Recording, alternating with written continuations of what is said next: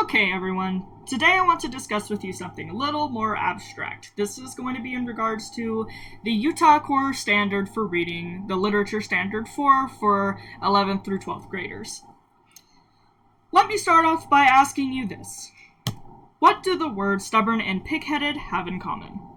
They are synonyms, right? They mean the same thing. Ultimately, they have the exact same denotation, meaning a dictionary definition.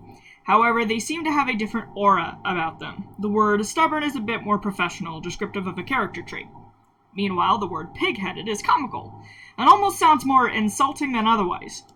The reason for this disparity between the two words is the fact they have different connotations, different implied meanings despite having the same dictionary definition. So, as we see here, denotation means specifically the dictionary definition of a word. Meanwhile, the connotation is the idea or feelings associated with a word. This can be a tricky concept to wrap your head around, so it may help to present another example from a text you might read in class. Let us consider the novel Lord of the Flies by William Golding. Here I will be giving you two passages, which are the following. We'll kill a pig and give a feast. We'll go into the forest now and hunt. Also, the pigs lay bloated bags of fat, sensuously enjoying the shadows under the trees. A little apart from the rest, sunk in deep maternal bliss, lay the largest sow of the lot. She was black and pink, and the great bladder of her belly was fringed with a row of piglets that slept or burrowed or squeaked. Apologies for yet again another pig reference, but trust me on this one, it's important. One of the most infamous scenes in the novel is when Jack and his group of hunters track down the sow and kill it. Some of the words used are indeed simply written for their denotation. For example, in this first passage we have will kill a pig and give a feast, the forest, and hunt. Those are just, their exact dictionary definition. There's nothing really special about them otherwise. The connotation's just kind of basic. However, when you look at the words like sensuously and maternal, these are more for their connotation in order to highlight the femininity of the sow prior to the hunt's finale.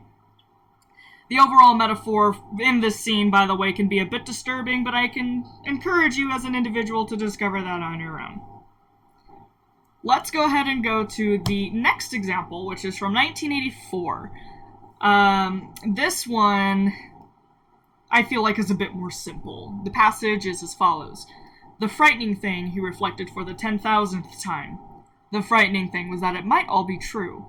If the party could thrust its hand into the past and say of this or that event, it never happened, that surely was more terrifying than mere torture and death. So here, I think both the denotation and connotation are important to this passage, because if you think about the word frightening, if you look in the dictionary, it's going to tell you that it means the same thing as scary, or alarming, that kind of thing. However, the connotation here is probably a lot more significant, because here it's more eerie in regards to the plot. It's more disturbing than it is startling for the main character. Especially given that he goes on to say, surely it's more terrifying than mere torture and death. That should give you a hint of the overall meaning behind this passage, the overall connotations of the words involved.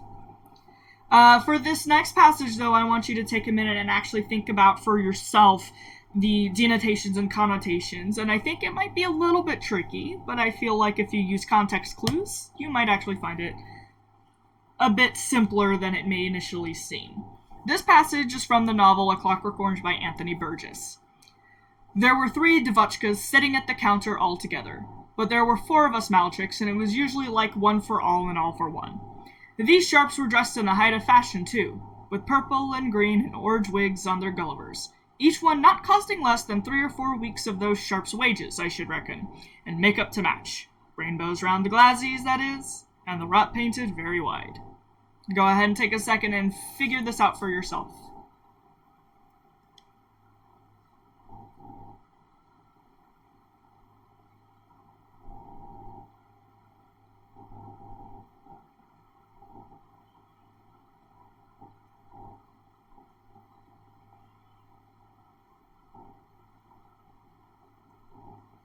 Alright, now let's tackle this together. So obviously, there are some words in this passage that if you haven't read this novel before, are going to completely go over your head upon the first reading. For people who have read this novel multiple times, it's less tricky to figure out. Mainly because this is one of those stories that as you read it, the slang in it is a lot more easier to understand given context clues. And I figured this one had enough context clues that even for first time reading it, it shouldn't be too difficult. But in case that is not the case for you, let's go over it. So let's start with the denotation. We've got the word devachkas. This means young women, essentially. Malchiks, young men. Sharps, well-to-do folks. Gullivers, look at the context clue of wigs. That's a reference to their head.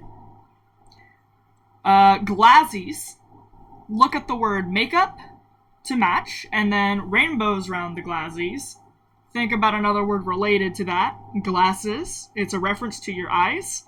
And then the rot painted very wide. That one's a little bit trickier, so I'm just going to give that one to you. When they mention rot, they mean your mouth.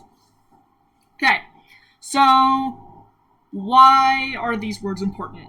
So, because this novel so heavily uses slang like this all the time, it's to basically give the connotation that yes, it is slang, but furthermore, that it is a young man talking. The narrator of the story is the main character named Alex, who is about 15 and 16 at the start of the novel. And he's kind of a criminal. I say kind of. He is a criminal. What am I saying? Definitely a criminal. And so, yeah, he's going to talk like this. He's going to talk in a manner of slang that even other people around him may not understand unless they're within the same group as he is. And that's the connotation behind all of this. It's basically gang speak. But of course, that can probably go over your head a little unless you've actually read this book a few times. In my case, it's been about 3 times, so this isn't as tricky for me, but nonetheless, might have been for you, hence why I thought it would be a decent challenge. So with that said, and with this new concept in mind, I think you should try and see how many unique connotations you can find in other texts you read throughout the next year or 2. You might be able to impress yourself and your teacher in the next essay you write by reinforcing your ideas with the secret meanings associated with connotations. Thank you for listening, and that's all, folks.